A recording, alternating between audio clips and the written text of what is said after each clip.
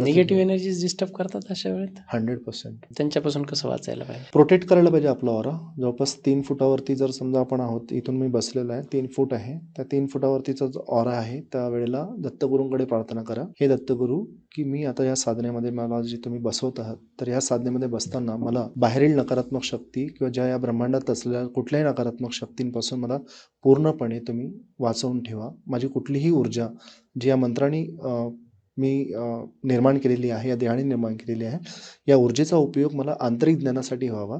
तो बाहेरील नकारात्मक ऊर्जेला त्यांनी प्रभावित करू नये, कुठल्याही गोष्टी त्याला जाऊ नयेत, यासाठी मला तुम्ही हा ऑरा जो माझा आहे हा पूर्णपणे लॉक आपल्या करा. इष्टदेवतेची मूर्ती किंवा फोटो जर समोर ठेवला तर चालेल, पण तुम्ही त्यांना 2.5 फूट आवाहन. 3 फूट हा तुम्ही आवाहन करा, त्या फुटावरती करा. बाहेर पडताना तुम्ही प्लीज याच पद्धतीने पडा. तुमचा ऑरा लॉक असणं आवश्यक आहे. हा लॉक नसेल तर तुम्ही जी कमवलेली साधनं आहे ती तुम्ही क्षणात तुमची टॅप वॉटरसारखी ती निघू शकते. एनर्जी तुमची आहे शेवटी.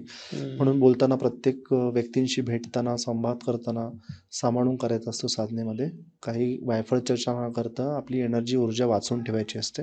ती स्वतःला कामात पडण्यासाठी असेल ते तुम्हाला. तर त्या गोष्टींची बंधनं पाडायला पाहिजेत.